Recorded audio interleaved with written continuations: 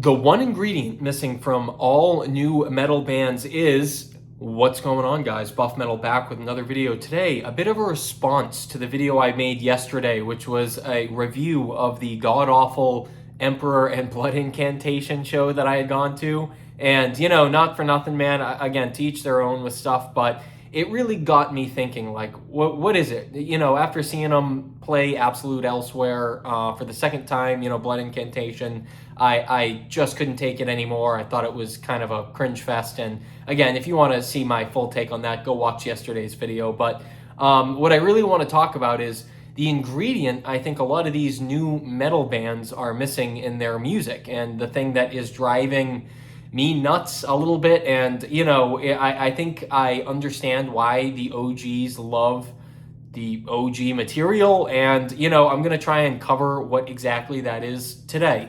So I'll do so by breaking down a few old school albums. You know, let's talk about something I've been listening to a lot. King Diamond, Fatal Portrait.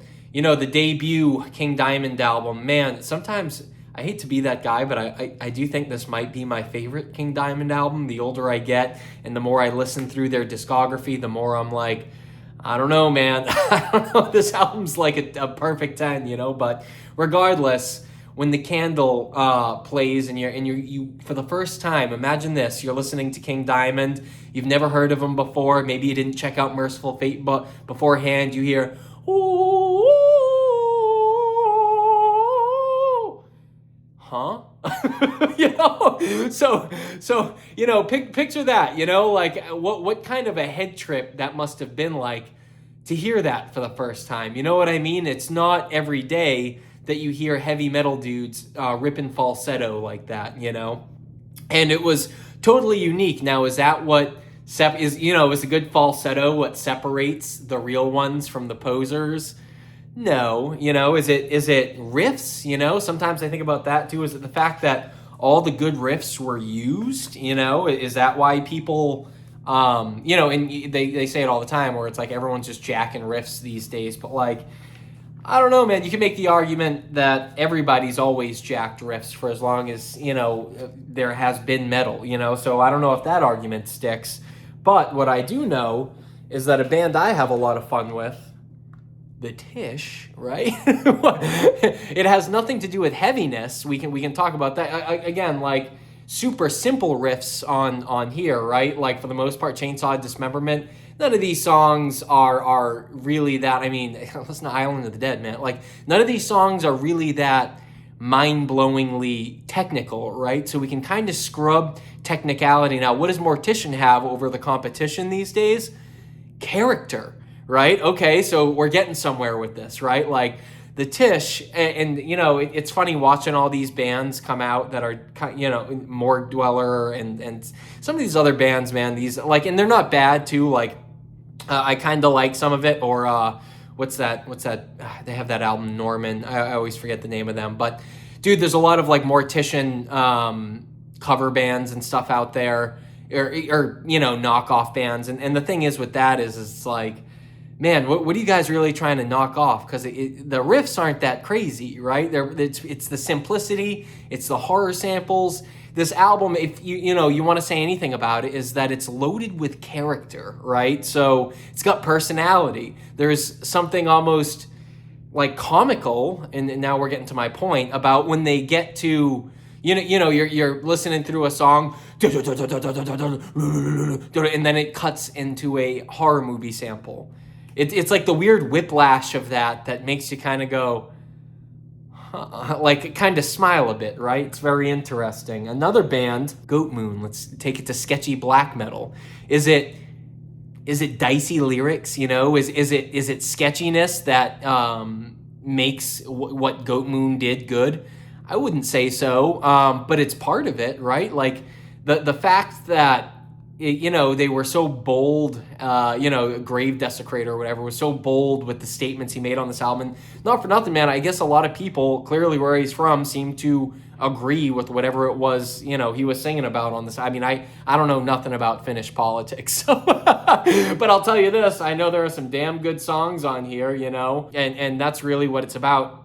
And super catchy, super, not an overly technical black metal album, you know, super just riffy, heavy, catchy, sing along to, bob along to. And again, why can't this be done exactly? What is it about this that just can't seem to be replicated?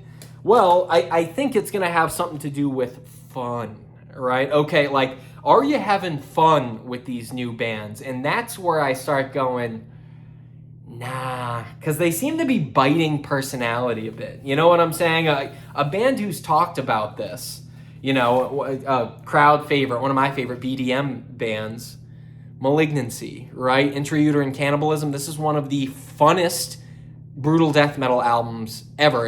It's probably my favorite. If I had to choose one brutal death metal album as like this is my favorite. Yeah, dude, it would be Malignancy's Intrauterine Cannibalism. And why? Because it's fucking fun as fuck, dude. It's a blast to listen to. It sounds like they want to give the audience something, right? Like, these riffs are so good and so, like, intestinal sodomy, obviously rotten seed, but like waterlogged corpse, you know, dude, like, so many moments on this have such great, like, bob along, like, undeniable headbang ability. You know what I'm saying? And it just goes hard, you know? And like, again, you watch their stage presence. Danny is fucking hilarious, and Ronnie is crazy the way he, like, runs around on stage and shit. Dude, it's a blast to be a part of. People, you want to be a part of the Malignancy thing, right? And this is where, again, let's talk about some of these newer bands, man. You know what they're not doing? It doesn't seem like they want to give you anything. You know, it feels like it's their show, they're technical, they know how to play the shit, and you're gonna listen, you know? And that's kind of what's driving me nuts. You know who you wouldn't catch doing that?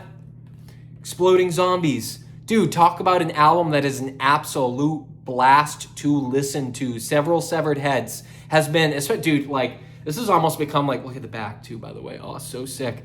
I mean, the title track, the Halloween cover, you know, everything. Can't Keep a Good Man Down. There are so many highlights, but besides that, this is an album, man, that you can throw on and freaking party to, have some brewskis to. You want to sit around and be a part of what Exploding Zombies has going on. Look at this album cover. Have you seen anything like that anywhere else? No. Dude, no, you haven't. You know why? Because unoriginality is why. I don't know, dude. You notice there was that period of time where, like, super bright colored, like, death metal records started becoming a thing. I'm thinking of that band. They got in trouble, Skeletal Remains or whatever. I know they recently got in trouble for some cruise ship, you know, mishap or something where they were, I don't even know. And I don't care. I'm not going to get into it. But the point is it's like, there seems to be trends that these guys are following, you know. And let's talk about a band that never knew trend, right?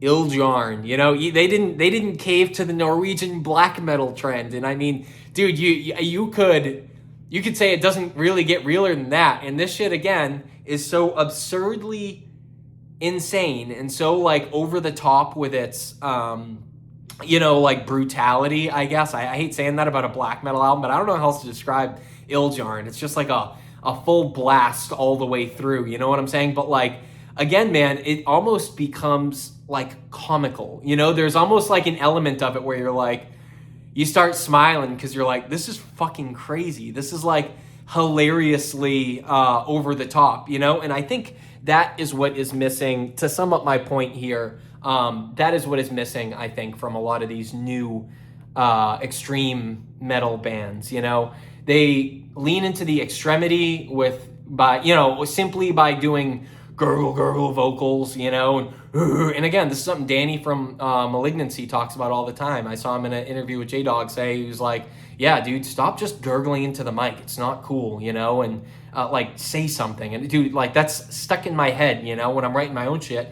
Here I am in the Sodom Soldier of Fortune studios here, always linked below. Go listen to the new track. When I'm writing my own shit, I try and keep that in mind, like, give something people to listen to or to follow along to. You know what I'm saying? Don't fucking, like, I don't know, and you know, the other golden rule here, and the thing I'm trying to get at, don't be a snooze fest. Nobody cares that you're mad good at being a musician, dude. Like, that is an added bonus, in my opinion, to extreme metal, right? Like, I like that these guys are really good, like technical musicians a lot of the time. And I like that that's paired with really brutal album covers, like, the Malignancy one. That makes it a cool, like, combo. But when you're just all, like, either album cover or just all music, and, like, you kind of lose the charm and, like, the I don't want to say funniness, but I guess that's the only way I know how to describe it. Like, one of the things that I like about all these albums, the ones that make me stop and go, oh shit, is it's almost like, I don't want to say I want to laugh, but it makes me smile, dude. It makes me go, oh fuck, you know what I mean? There's like this feeling of like you took it there, you know what I'm saying? You went there, bro. And that's the feeling I find I'm always looking for in a lot of these new bands that I don't get. One band I would like to shout out, to leave this on not such a bummer note about new bands, because I forgot to include them in my video about new bands you should check out. Molder. Go check out Molder, man. You want to talk about new death metal? That's a lot of fun. I think these guys are killing it still, and a lot of great tunes on here. And you know what the best part is you remember them. It's not just in one ear and out the other kinds of shit. This is for fans of like Autopsy, Obituary type, but again, look at that album cover. OG, tried and true. There's nothing about this that feels too try-hardy, but at the same time, again, throw it on, listen to those vocals. It's just killer, man. It's just a lot of fun. And I miss when it seemed like the goal of these artists was to have fun, and I think that is my, closing statement here, is the thing that separated the men from the boys, the posers from the real ones was, dude, it was about having fun. You know what I mean? More than being about like being a badass or being mad deep or any of these things that like all these fucking new bands just can't seem to get through their heads. It's like, I don't know, man. That's not why I came here to begin with. So you're not wowing me with that. But anyways, guys, that's all I got to say for today's video. Thank you for tuning in. What's your take? What do you think is missing from metal these days? I'd be very curious to, see what you guys had to say. Those are some records I've been listening to. It's always fun to just bust out and try and tie it into the day's topic. So anyways, peace out, metalheads.